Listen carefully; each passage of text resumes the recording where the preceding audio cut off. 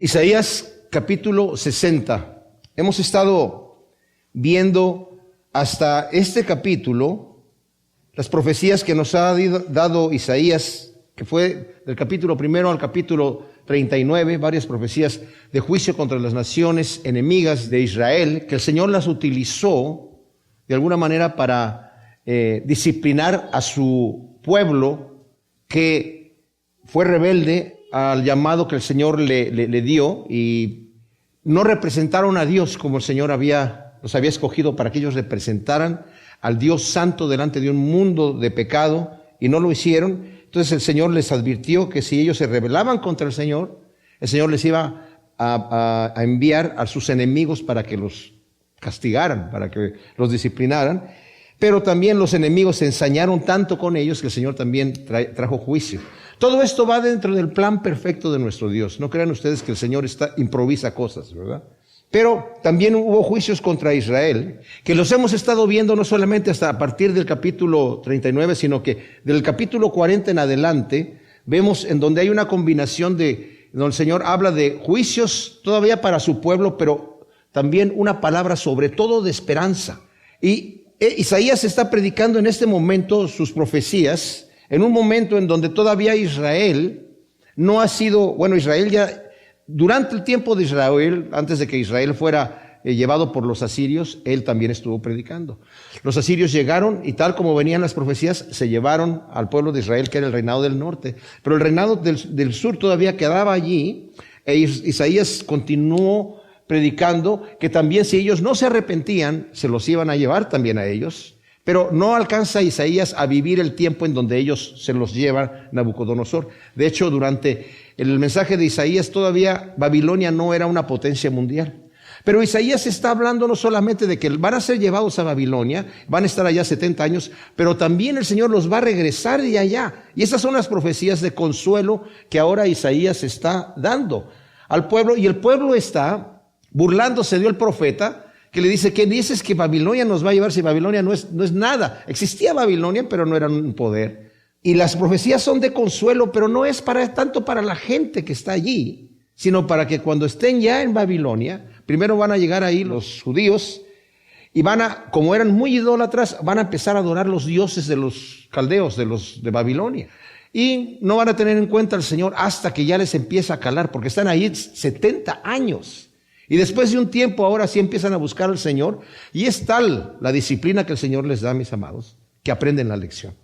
Aprenden la lección. Y cuando regresaron de allí, vieron que se cumplió estas palabras de consuelo que el Señor les dio, y ya desde ahí en adelante el pueblo de Israel jamás se hizo idólatra. Así aprendió realmente la lección. Y el Señor a veces con nosotros es así. Nos tiene que corregir con mano dura. Cuando no aprendemos por la buena, el Señor tiene que apretar la mano hasta que nos transforma. Y mis amados, les digo una cosa, esas son lecciones que nosotros debemos aprender, porque si no aprendemos las lecciones por la buena, si el Señor nos ama y somos hijos de Dios, va a cargar la mano sobre nosotros hasta que entendamos lo que el Señor quiere hacer y los buenos y agradables propósitos de Dios para nosotros. Ahora, otro detalle que hay aquí, a partir del capítulo 60 en adelante, las profecías son de otro tono.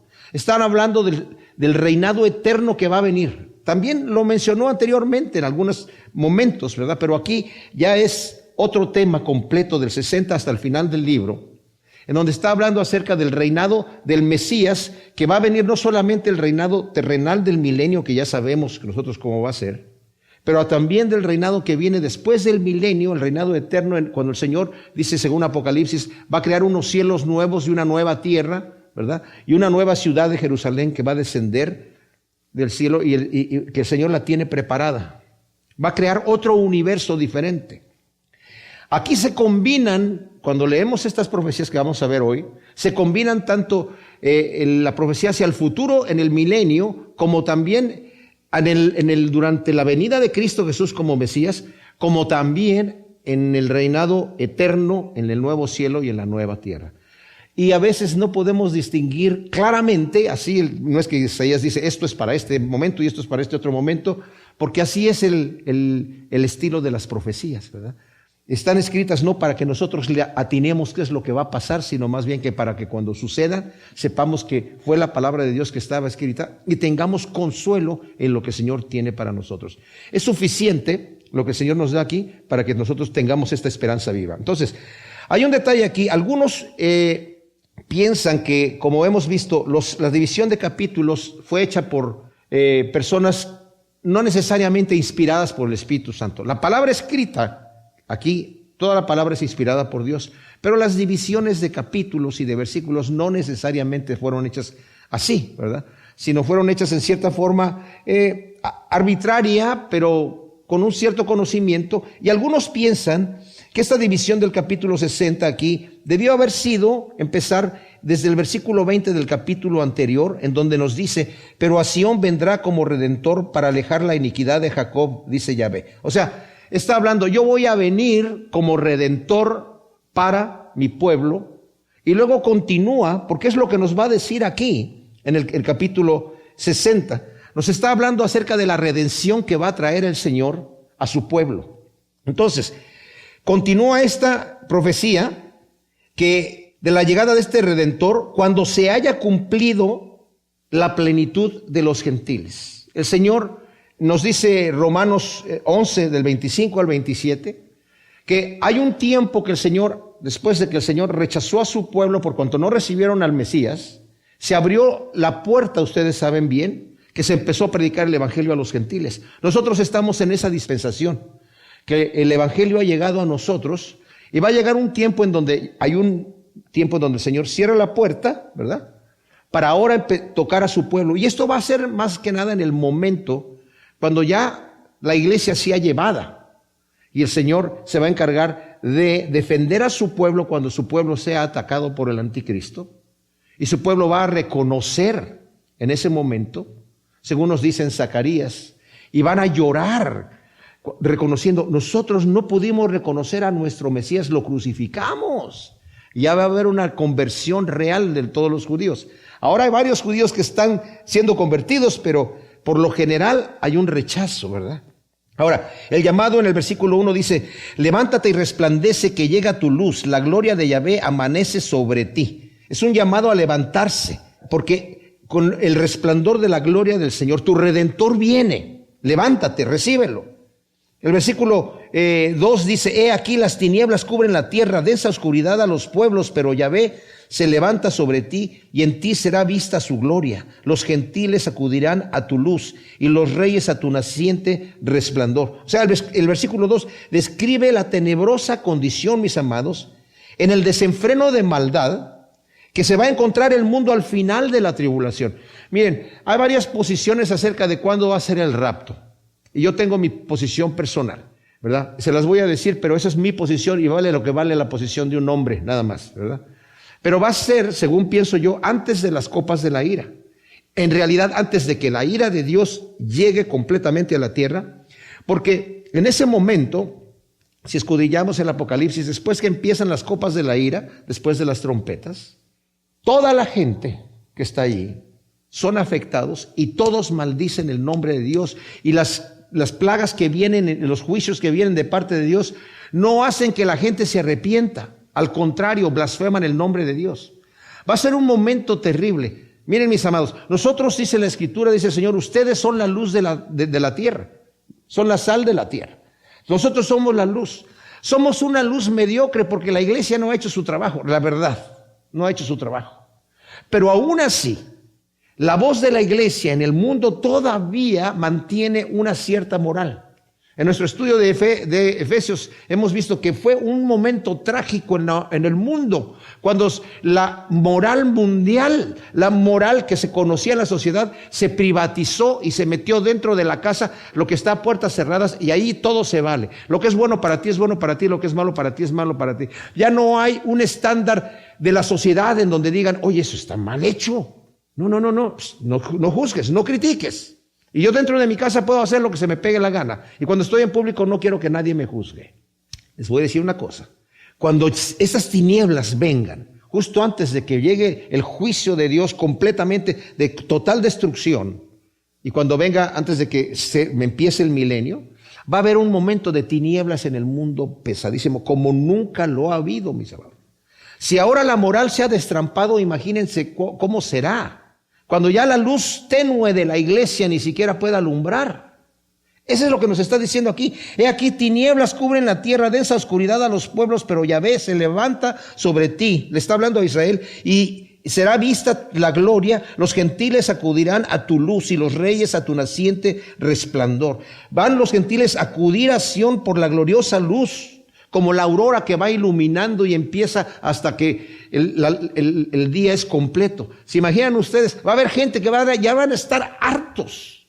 Van a estar hartos de la maldad en ese momento. Y cuando venga el Señor, por algunos cuantos, por lo menos los gentiles van a acudir ahí. Pero también sabemos que, como dice la Escritura, que Satanás va a ser atado, ¿verdad?, por 1000 años, y va a ser instalado el reinado del Mesías, y la gente, los pueblos se van a someter, cosa que también lo vamos a ver en estas profecías aquí. Entonces dice el versículo 4, alza tus ojos en torno y mira, todos ellos se reúnen y vienen a ti, tus hijos vendrán de lejos, tus hijas serán llevadas en brazos. Ahora, la primera parte de este versículo es idéntica al versículo 49, 18, y llama a Israel a levantar la vista para ver a los gentiles que antes aborrecían a Israel, mis amados.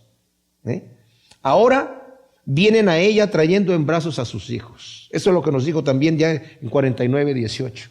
Los gentiles mismos van a traer a tus hijos aquí, ¿verdad? Vienen de lejos, no solo geográficamente, sino espiritualmente. Cuando está hablando de los gentiles, en Efesios 2:13 dice que el Señor vino a predicarles a los que estaban lejos y a los que estaban cerca, refiriéndose lejos a los gentiles que estaban totalmente alejados de Dios. Y como nos dice, ni siquiera no éramos ni pueblo, ni estábamos buscando a Dios, y el Señor nos encontró, ¿verdad? Y los gentiles van a ver aquí el reinado del Mesías, van a venir queriendo traer aquí. Pero también esto, como dije yo, como las profecías están medio extrañas aquí, la cosa de que esto también tiene que ver en la restauración del Israel actual, ¿verdad? Y lo va a decir más adelante también. Va a haber varios versículos que van a hablar más específicamente acerca de esto, de cómo trajeron a los judíos cuando se estableció Israel como nación, ¿verdad? Versículo 5 dice, tú lo verás radiante de alegría, tu corazón se estremecerá y se regocijará cuando vuelquen sobre ti el comercio del mar y te traigan la riqueza de las naciones, te cubrirán caravanas de camellos, dromedarios de Madián y de Efa, todos vienen de Sabá trayendo oro e incienso y proclamando las alabanzas de Yahvé. Serán reunidos para ti los rebaños de Cedar y los carneros de Nebaiot estarán a tu servicio, serán ofrenda agradable sobre mi altar y glorificaré la casa de mi majestad. O sea, Isaías habla del exuberante gozo que Israel tendrá al ver las naciones trayendo las riquezas a Sión. Ahora, las naciones que se están mencionando aquí, mis amados, son en su mayoría del sur de Arabia Saudita. En este momento son enemigos acérrimos de Israel. Pero al fin del tiempo van a venir trayendo sus tesoros, y es una figura representando los tesoros también. En cierta manera fue cuando los sabios de Oriente llegaron y le trajeron al Señor Jesús, ¿verdad?, incienso, oro y mirra. En cierta figura, en el reinado del Mesías, las naciones que están alrededor van a venir trayendo todos sus tesoros, y eso es a lo que se está refiriendo aquí también, porque esto no se ha cumplido todavía. Esto no ha llegado. Esta es una profecía que viene para el reino milenial del Señor. Dice el versículo 8, ¿quiénes son estos que vuelan como nubes, como palomas a su palomar? Ciertamente en mí esperarán las costas, las naves de Tarsis vendrán a la cabeza trayendo tus hijos de lejos y con ellos su plata y su oro a causa del nombre de Yahvé tu Dios, del Santo de Israel que te ha glorificado. Obviamente, como dije, esto también tiene dos cumplimientos. Tiene el cumplimiento del establecimiento de Israel. Cuando está hablando de quiénes son estos que vuelan como nubes, como palomas en su palomar, la mayoría de los comentaristas modernos, y digo modernos porque eso es después de 1948, ¿verdad? De mayo de 1948, cuando se estableció Israel como nación, trajeron a los judíos las diferentes naciones en aviones. Y fue impresionante notar cómo gastaron su propio dinero para traerlos y los trajeron ayudándolos con dinero para establecerlos. Fue una cosa impresionante, no se ha visto jamás. Y como vimos en otra profecía de Isaías, dice, se podrá creer que en un solo día será establecida esta nación.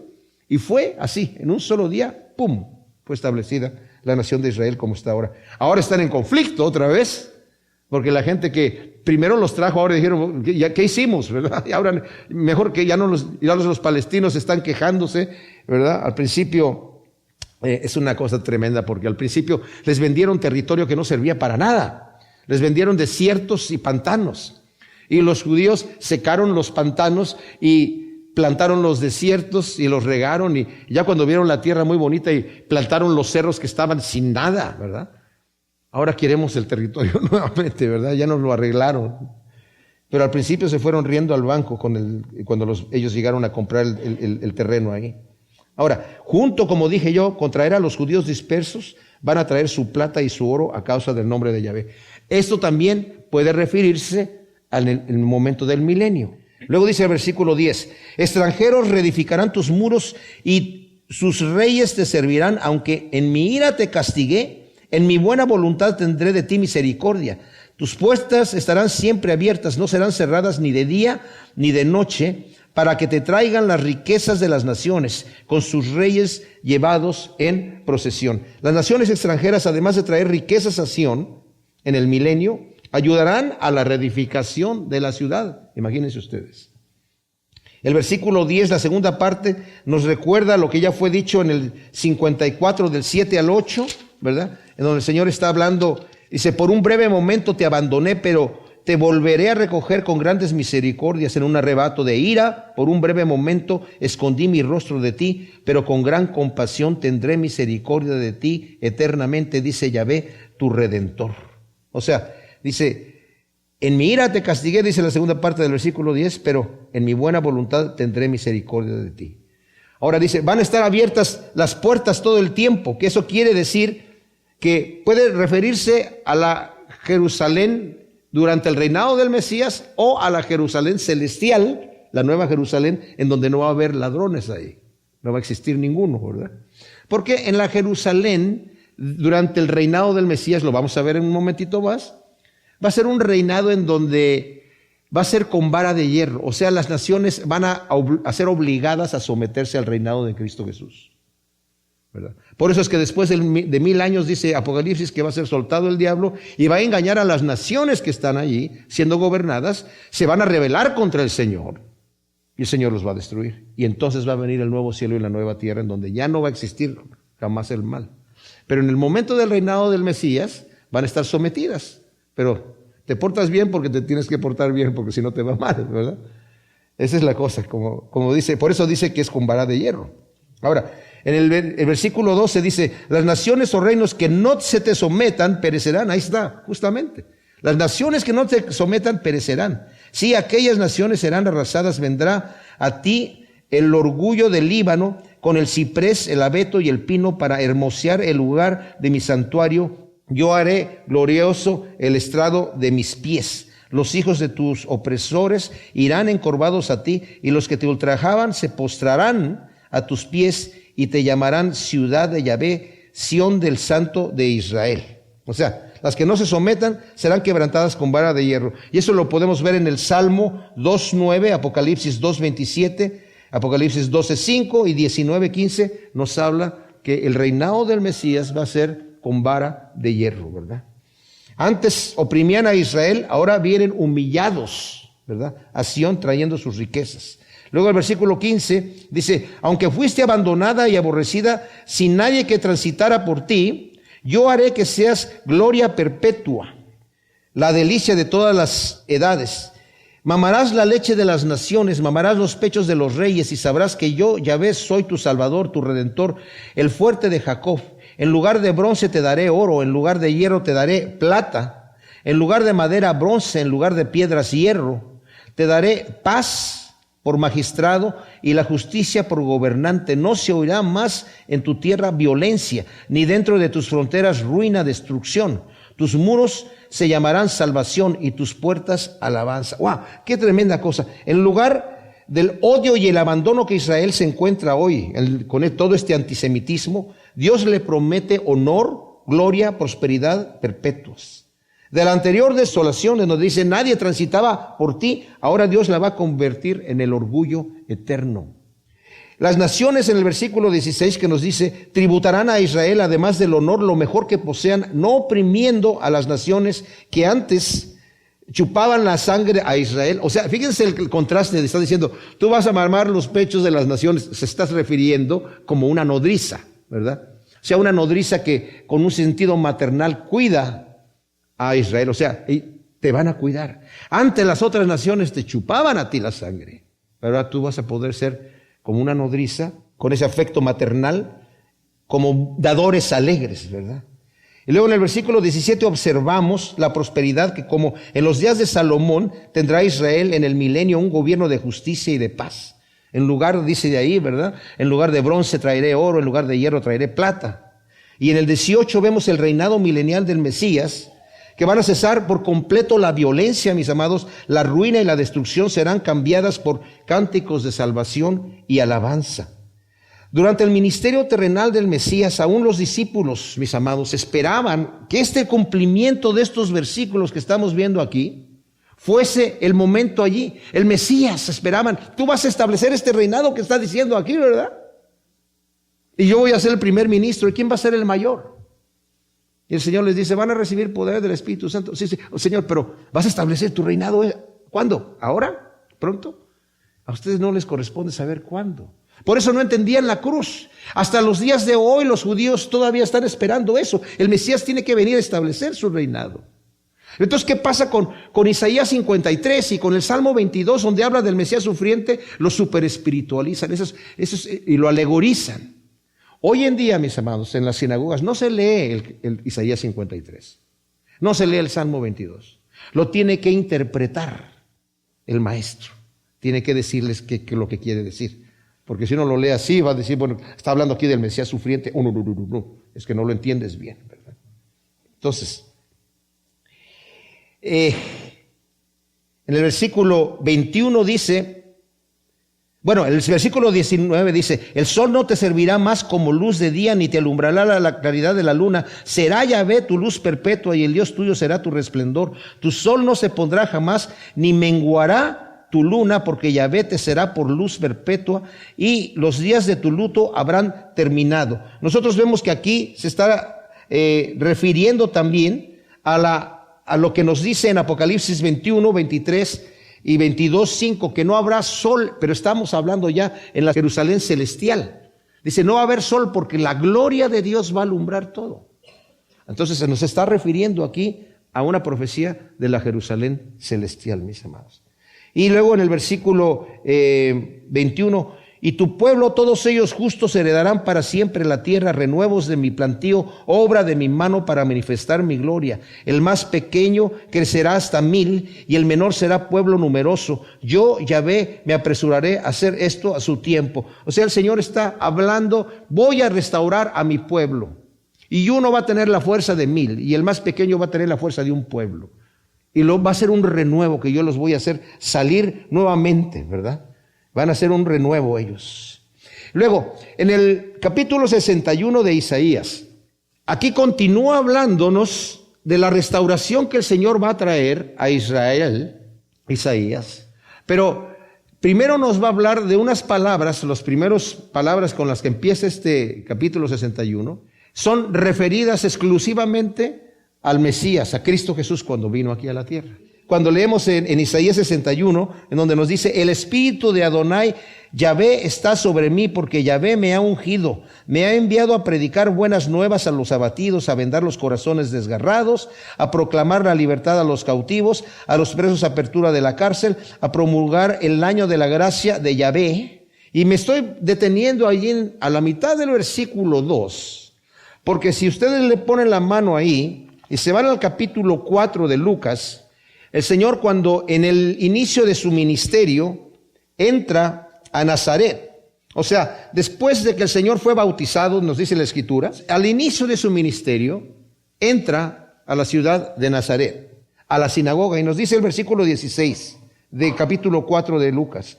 Y fue a Nazaret el Señor, donde había sido criado, y en el día sábado entró en la sinagoga y conforme a su costumbre se levantó a leer. Y le fue entregado el rollo del profeta Isaías, y habiendo desenrollado el volumen, halló el lugar donde estaba escrito: el Espíritu del Señor está sobre mí, porque me ungió para evangelizar a los pobres. Me ha enviado a proclamar libertad a los cautivos, restauración de vista a los ciegos, a enviar en libertad a los oprimidos, a proclamar el año favorable del Señor. Y habiendo envuelto el rollo, lo devolvió al asistente y se sentó. Y los ojos de todos en la sinagoga estaban fijos en él, y comenzó a decirles: hoy se ha cumplido esta escritura en vuestros oídos. Y todos daban testimonio de él y se maravillaban de las palabras de gracia que salían de su boca, pero decían: ¿no es este el hijo de José? Y de ahí empezaron a tener problemas cuando el Señor empieza a hablar, ¿verdad? Pero a lo que voy es que el Señor termina lo que está leyendo a la mitad del versículo 2. Obviamente que el rollo de Isaías en la época del Señor Jesús no estaba dividido en versículos ni en capítulos. Estaba todo de corrido, pero él lee toda esa porción solamente. Y si se fijan, aquí dice: y el día de la venganza de nuestro Dios. El día de la venganza del Señor corresponde a la segunda venida de Cristo. Entonces, por eso el Señor se detiene allí. Y eso es lo que yo les digo, que cuando leemos las profecías, no es para que le atinemos a qué es lo que va a pasar. Porque ¿quién hubiera sabido que el Señor estaba hablando de dos venidas? Una en donde viene como el Mesías sufriente, y otra en donde viene como el Mesías victorioso, que va a juzgar al mundo y va a someter a las naciones. Dice: el Espíritu del Señor está sobre mí. Cuando el Señor empezó su ministerio, dije yo, descendió al Jordán donde estaba Juan el Bautista bautizando. Juan había dicho: yo los bautizo en agua para arrepentimiento, pero viene uno después de mí que los va a bautizar en Espíritu Santo y en fuego. Y cuando vio al Señor, dijo: este es el Cordero de Dios que quita el pecado del mundo. Yo no soy digno de desatar la correa de sus sandalias. Y el Señor dijo: vengo para ser bautizado. Y Juan se le oponía y le decía: no, yo debería ser bautizado por ti. Y el Señor le dijo: deja así, porque conviene que cumplamos toda justicia. Y fue bautizado. Y dice la Escritura que Juan, incluso el Espíritu le dijo, el Señor le dijo: aquel sobre cual descienda el Espíritu de Dios en forma de paloma, ese es el Cordero de Dios. O sea, él ya lo había anunciado. Y como confirmación, en el momento que lo bautiza, nos dice la Escritura allí, ¿verdad? En Mateo 3:16, que descendió el Espíritu Santo como paloma sobre el Señor. ¿Por qué tuvo que descender el Espíritu Santo sobre el Señor Jesús si Él es Dios? Porque nos dice Filipenses 2 que Él se despojó a sí mismo de su gloria, mis amados. Él, cuando nació, era un bebé. Tuvo que aprender sus colores, tuvo que aprender sus letras y sus números. Tuvo que a saber discernir, dice la Escritura: comerá leche y miel hasta que sepa discernir lo bueno de lo malo. Vivió como un ser normal. Sus hermanos no decían: wow, este es el Hijo de Dios. No, ellos no tenían idea. No tenían idea. Y tuvo que ser lleno del Espíritu Santo.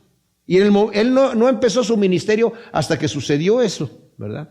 Por eso dice aquí: el Espíritu de Adonai está sobre mí, porque me ha ungido. Fíjense, Cristo, la palabra Cristo es el griego de Mesías, que es Mesías, que significa ungido. O sea, el Espíritu de Dios está sobre mí y me ha ungido. Soy el ungido, ¿verdad? ¿Y para qué lo ha ungido? Me ha enviado a predicar las buenas nuevas a los abatidos. Es decir, predicar, ejerciendo el oficio de profeta, anunciando el evangelio a los pobres. Dice la versión Septuaginta. Y vemos también que, por ejemplo, el Señor en Mateo 5:3, ¿verdad? Bienaventurados los pobres de espíritu, porque de ellos es el reino de los cielos. El Señor viene a predicar el evangelio, a vendar los corazones desgarrados. Siendo también el médico de médicos, el Señor sana los corazones quebrantados. La Escritura dice: el corazón contrito y humillado tú no lo desprecias. Pero el Señor, cuando llegamos con el corazón contrito delante del Señor, no nos deja con el corazón quebrantado. ¿Verdad que no? El Señor, siempre que venimos quebrantados ante Él, nos levanta, nos venda, nos sana, nos conforta. A proclamar la libertad a los cautivos, ya que nos ha libertado del pecado. En Juan 8:36 dice: si el Hijo os libertare, seréis verdaderamente libres. Nos ha libertado el Señor del pecado, nos ha libertado. Y a los presos apertura de la cárcel, si nosotros vemos lo que nos dice acá, en Lucas dice, y restauración de vista a los ciegos, porque literalmente se debió haber traducido esto, a los presos apertura de los ojos, porque el Señor vino a dar vista a los ciegos. No necesariamente se está refiriendo a los que sanó, que eran ciegos físicamente, sino que está dando vista a los que estaban ciegos, que el enemigo les tenía los ojos vendados, los ojos cegados para que no les resplandeciera la luz del evangelio. A promulgar el año de gracia de Yahvé, que es el tiempo aceptable. Mis amados, en el 49:8 nos dice, así dice Yahvé, en tiempo aceptable te respondí, en el día de salvación te ayudé. Cuando nosotros vamos, por ejemplo, a 2 de Corintios, mis amados, Pablo está citando este versículo y que es importantísimo en 2 de Corintios capítulo 6, en el versículo 1 y 2 dice, así pues nosotros como colaboradores de Dios os rogamos que no recibáis en vano la gracia de Dios, porque dice, en tiempo aceptable te he oído y en día de salvación te he socorrido. He aquí ahora el tiempo aceptable, he aquí ahora el día de salvación. A promulgar el año de gracia de Yahvé. El Señor vino a decir, este es el momento de la salvación. Hoy es el día de salvación. Hay un día en donde la puerta se cierra. Hay gente que está jugando con su salvación. Hay gente que no se dedica completamente al Señor. Hay gente que como se entrega a mediecillo, mañana siempre va a haber tiempo, después, en una otra ocasión. ¿Saben qué? Mañana es el día del diablo. Mañana es el día del diablo. Hoy, dice la Escritura, es el día de salvación. Hoy es el tiempo aceptable. Dice el Señor en Lucas, dice, esfuérzate a entrar por la puerta estrecha, porque muchos querrán entrar y no podrán. Y no se detiene ahí se detiene una parte del versículo, ¿verdad? Pero continúa el pensamiento. Esfuérzate, y la palabra es agoniza a entrar por la puerta estrecha, porque muchos querrán entrar y no podrán una vez que se haya cerrado la puerta. No quiere decir que, yo me quiero esforzar para entrar, y muchos quieren entrar y no pueden entrar. No van a poder entrar una vez que la puerta esté cerrada. Y ya cuando empieces a tocar, a decir, Señor, ábrenos, demasiado tarde. ¿Cuándo se cierra la puerta? Definitivamente se cierra cuando morimos, pero para otros se cierra aquí mismo. Hay un momento, nosotros no sabemos cuál es, cuando podemos cruzar la línea. Y cuando cruzamos la línea, solamente Dios sabe cuándo es ese momento. El corazón de la persona se endurece de tal manera que ya no escucha. Y uno puede pensar, ¿y cómo no puede escuchar? ¿Cómo no puede entender lo que yo le estoy diciendo si para mí es tan claro como el agua?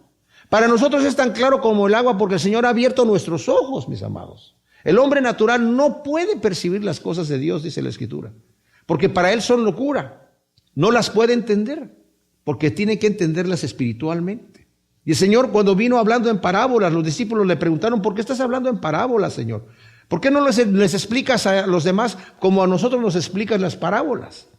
Porque tienen ojos y no ven, y tienen oídos y no oyen, y tienen un corazón y no quieren entender. Y es para que no vean, no escuchen, no entienden y no se salven. Porque no quieren salvarse, porque no quieren venir a la verdad. Se quedan allí. Ahora, no pensemos, pues, ¿por qué Dios la pone tan difícil? No la pone difícil el Señor. Nosotros somos los que lo hacemos difícil. Porque la verdad del Evangelio se manifiesta. Y por eso yo he dicho en varias ocasiones, hay gente que está escuchando, hoy es el día de salvación, hoy es el día donde tienes que poner a cuentas con el Señor, hoy es el día en donde tienes que arreglar la situación. Y bueno, sí, ok. Y lo escuchan, y lo escuchan, y lo escuchan, y lo escuchan. Y al principio la espada entra y, al rato ya no puede penetrar esa espada. Lo han escuchado tanto que de tanto oírlo les ha hecho daño. Ese es un momento en donde se puede cruzar la línea. Y al final, ¿quiénes son los que van a estar crujiendo los dientes cuando el Señor les diga, apártate de mí, maldito, al fuego eterno? Los que estuvieron jugando, los que dijeron, bueno, no importa. Y van a decir, la gente más desesperada, va a decir, si yo estuve delante de ahí, lo tuve delante de mí, pude haber cruzado, pude haber entrado por la puerta, pero estuve jugando. Y algunos creen que han entrado, pero mis amados, si no hemos sido convertidos, porque hoy es el año agradable del Señor, si yo no he sido convertido al Evangelio, Estoy todavía viviendo en mi vida carnal. Voy a ser uno de aquellos que van a llegar delante del Señor. Señor, que no hicimos muchas cosas en tu nombre. Yo iba a la iglesia todos los domingos. Yo me leía tantos capítulos a la semana. Señor bendito, yo tantos tiempo oraba. ¿Qué pasó? ¿Cómo vivo mi vida? ¿Soy un hacedor de maldad? ¿O soy una persona que he sido convertida? Claro, luchamos con nuestra carne. Pero ¿cuál es el tenor de nuestra vida? Dice Pablo, examínate. Examínate para ver si estás en la fe o no. Examínate tú mismo. Y luego dice, y el día de venganza del Señor. El Señor estuvo hablando acerca del día de la gracia. Hoy es el día de la gracia. A promulgar el año de gracia. Pero viene el día de la venganza. El día de la venganza hasta el día final. Para la gente que muere sin Cristo, ha pasado del día de gracia al día de la venganza inmediatamente. Porque aunque en ese momento no se ha lanzado al lago de fuego, ya está en el infierno. Ya está en el infierno. El versículo 2, como dije yo, corresponde el día de la venganza. Y ese día, gran día, es el día de la ira de Dios, que comienza con la gran tribulación y termina en el juicio del trono blanco, donde los libros van a ser abiertos y se va a decidir el futuro de las personas, de todas, pero específicamente de aquellos que van a ser desechados. Luego, a partir de la mitad de la parte C del versículo 12, donde dice, a consolar a todos los que lloran, de ahí en adelante se nos anuncia el resto del ministerio terrenal de Cristo, hasta el final del versículo 3, pero también se va a anunciar la restauración de Israel. Dice, a consolar a todos los que lloran, como dije yo también en Mateo 5:4, bienaventurados los que lloran porque recibirán consolación. Y luego dice, a comunicar la alegría a los que lloran en Sión, dándoles hermosura en lugar de ceniza y óleo de regocijo en lugar de lamentos y el manto de alabanza en lugar de pesadumbre, para que sean llamados árboles de justicia, plantados por Yahvé mismo, para que Él sea glorificado. O sea, hermosura versus ceniza. La ceniza era una señal de duelo. Y dice óleo de regocijo en vez de lamento. O sea, cuando la persona estaba de luto, no se ponía aceite, porque el aceite era un símbolo de gozo, de estar contento, ¿verdad? Manto de alegría en vez de pesadumbre. Es lo que el Señor nos da. Y esto es aplicable a la iglesia, el fruto inmediato del ministerio del siervo de Yahvé, como al Israel restaurado al fin del tiempo. Serán árboles de justicia plantados por Dios para la alabanza de la gloria de su gracia. Es para la alabanza de Dios. Y cuando hemos estudiado Efesios, ¿verdad? Nos habla que las cosas que Dios ha hecho por nosotros son para la alabanza de la gloria de su gracia. El Señor realmente, el plan que tiene para nosotros es glorioso, mis amados. Glorioso, glorioso. Luego dice el versículo 4. Reconstruirán las ruinas antiguas, levantarán los viejos escombros, restaurarán las ciudades destruidas, los escombros de muchas generaciones. Se presentarán extranjeros a pastorear vuestros rebaños, y forasteros serán vuestros labradores y viñadores. Pero en cuanto a vosotros, seréis llamados sacerdotes de Yahvé. Dirán de vosotros, ministros de nuestro Dios. Comeréis la opulencia de las naciones y entraréis en posesión de su gloria. El versículo 4 no es muy claro quiénes son los que reedifican.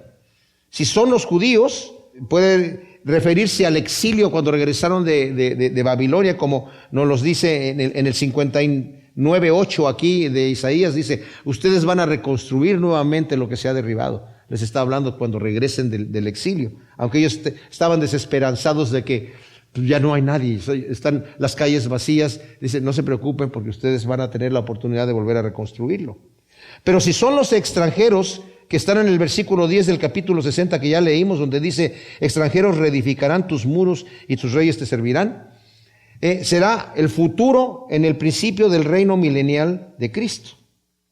Luego en el versículo 5, los que habían sido opresores de Israel, ahora vienen a ser sus servidores en las faenas pastoriles y agrícolas. Y en el versículo 6 que leímos, que dice, pero en cuanto a vosotros seréis llamados sacerdotes de Yahvé, ¿verdad? En los israelitas van a ser reino de sacerdotes. En Éxodo 19:6 el Señor le dice, ustedes van a ser para mí un pueblo de sacerdotes. Podrán dedicarse a las faenas espirituales que son propias de los sacerdotes, pues el sustento material les será asegurado por los extranjeros a la manera de los levitas, que en el Antiguo Testamento los levitas eran sido sostenidos por el pueblo en general. Entonces, en esta dispensación, toda la iglesia, nosotros somos llamados linaje escogido, real sacerdocio, nación santa, pueblo escogido por Dios para anunciar las virtudes de aquel que nos llamó de las tinieblas a su luz admirable, nos dice Primera de Pedro 2:9. El versículo 7 dice, en lugar de vuestra vergüenza tendréis doble honra, en vez de humillación gritarán de júbilo por su herencia, por tanto poseerán el doble en su tierra y tendrán alegría perpetua. Porque yo, Yahvé, amo la justicia. Luego mi versión aquí dice, aborrezco la rapiña para el holocausto, pero a aquellos les daré su salario fielmente y haré con ellos un pacto perpetuo. Ahora, el versículo 9, su descendencia será célebre entre las naciones y sus vástagos entre los pueblos. Los que vean reconocerán que son del linaje que bendijo Yahvé. El Israel que anteriormente habían recibido de la mano de Dios el doble por sus pecados, como dice en el capítulo 42, dice, yo les he dado el doble por sus pecados, ¿verdad? Mientras sus enemigos se alegraban al verlos tan abatidos y humillados, ahora poseerán el doble de honra y de herencia, correspondiendo así la exaltación actual al abatimiento que tuvieron anteriormente. Luego en la primera parte de, como dije yo, del versículo 8, la traducción que yo les acabo de leer aquí de la Biblia textual que dice, porque yo amo la justicia y aborrezco la rapiña para el holocausto. La Nueva Versión Internacional dice que Dios ama la justicia y aborrece el robo y la iniquidad. Y se puede traducir así con una variante, en algunos manuscritos está así. Pero, obviamente, el Señor aborrece la justicia, pero dice, aborrezco el robo para el holocausto, es decir, no se justifica que tú estés robando para decir se lo voy a entregar a Dios, ¿verdad? O sea, pensamos nosotros que eso no existe, pero existía en aquel entonces y existe hasta el día de hoy, que la gente cree que no tiene que moralmente estar bien delante de Dios. Si yo le estoy dando al Señor su ofrenda, si yo estoy entregando mi dinero a la iglesia, tengo permiso de pecar. No tenemos permiso de pecar. El Señor dice, yo aborrezco eso, aborrezco que me ofrezcas.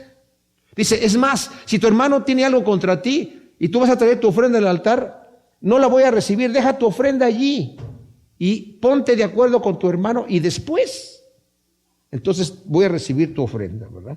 Entonces, luego dice el versículo 9, tu descendencia será célebre entre las naciones y tus vástagos entre los pueblos. Los que vean reconocerán que son el linaje que Dios bendijo. Qué tremenda cosa, ¿verdad? Recompensaré fielmente dice la nueva traducción viviente, recompensaré fielmente a mi pueblo por su sufrimiento y haré un pacto eterno con él. Sus descendientes serán reconocidos y honrados entre las naciones. Todo el mundo se dará cuenta de que es un pueblo que el Señor ha bendecido. Así, aún las naciones que fueron enemigas de Israel, mis amados, cuando vean a Israel cómo el Señor los ha bendecido, van a darse cuenta, este es un pueblo que Dios ha escogido. Y lo van a reconocer con respeto y con sumisión. Es algo tremendo que el Señor tiene preparado aquí. Dice el versículo 10, con sumo gozo me regocijaré en Yahvé, mi alma se alegrará en mi Dios, porque me ha vestido con ropas de salvación. Me ha cubierto con el manto de la justicia, como el novio y el sacerdote se visten espléndidamente, como la novia se engalana con sus joyas. Aquí vemos a Isaías que está gozándose, de cierta manera personificando en él mismo lo que Israel va a gozarse después. Y también lo que nosotros, la iglesia, ¿verdad?, que vamos a estar vestidos, como dice ahí, como con ropas. La nueva traducción viviente dice, me llené de alegría en el Señor mi Dios, pues Él me vistió con ropas de salvación y me envolvió en un manto de justicia. Soy como un novio vestido para su boda o una novia con sus joyas. Hoy en la mañana le comentaba a mi esposa, me tocó mucho decir, Señor, yo me veo a mí como un hombre injusto, como un hombre pecador, pero el Señor me dice, no te preocupes, yo te estoy cubriendo. Yo me voy a encargar de presentarte delante de mí sin mancha y sin arruga. Yo me voy a encargar de que tú estés perfecto cuando estés ahí y voy a presentarme a mí mismo una esposa limpia, sin mancha y sin arruga. ¿Se dan cuenta? Esos somos nosotros. Que en este momento nos vemos así, decimos, ¿qué? Es como los discípulos, cuando estaban con el Señor y el Señor les dice, no temáis manada pequeña, porque a nuestro Padre le ha placido entregaros el reino. ¿A nosotros, Señor? ¿A que te estamos negando a nosotros que nos escandalizamos de que ibas a la cruz? Sí, a ustedes. Y a nosotros también, mis hermanos. Y al final dice, porque como la tierra produce su renuevo y como el huerto hace brotar su simiente, así Adonai Yahvé hará brotar la justicia y su fama en presencia de todas las naciones. O sea, el Señor soberano mostrará su justicia a las naciones del mundo. Todos lo alabarán. Su justicia será como un huerto a comienzos de la primavera, dice la Nueva Traducción Viviente, cuando brotan las plantas por todas partes. O sea, va a ser el lugar, el momento hermoso de la gloria de Dios. ¿Se imaginan ustedes, mis amados? Cuando entremos en la gloria del Señor y veamos, es como la primavera cuando empiezan a salir las flores y ve uno todo lo hermoso y dice el Señor, esto solamente es el comienzo. Es ahí donde tenemos que tener puesta nuestra mirada, mis hermanos. Porque al final el Señor va a ser reconocido y alabado por todas las naciones. Y los redimidos vamos a estar cantando con alegría, alabando al Cordero que con su sangre nos redimió de toda pueblo, nación y lengua, según están cantando en Apocalipsis 5:9. ¿Se imaginan ustedes en ese momento, cuando estemos en la presencia del Señor con todas las multitudes que han sido salvas, regocijándonos y saber, este es el comienzo de lo que viene eternamente con nuestro Dios? Allí, mis amados, tenemos que tener puesto nuestro tesoro. Ahí tenemos que tener puesto nuestro corazón. Porque el que tiene esa esperanza, dice Juan, se purifica a sí mismo, así como Él es puro. Gracias, Señor, te damos por tu palabra. Te pedimos que tú siembres estas semillas en nuestro corazón de esperanza, Señor, de saber que esto no es una fantasía, no es una invención de hombre, Señor. Es tus promesas. Y la seguridad que tenemos de esto, Señor, está en nuestro corazón al ver la obra que tú has hecho y que continúas haciendo con cada uno de nosotros. Te damos a ti toda la honra y la gloria, Señor, y te pedimos que nos mantengas firmes y fieles a lo que tú nos has llamado, Señor, y que nos permitas caminar rectamente, que todo lo que está enfermo, lo que está fuera del camino, lo que está torcido, se enderece, Señor, y se fortalezca en el poder de tu gloria, en el nombre de Cristo. Amén.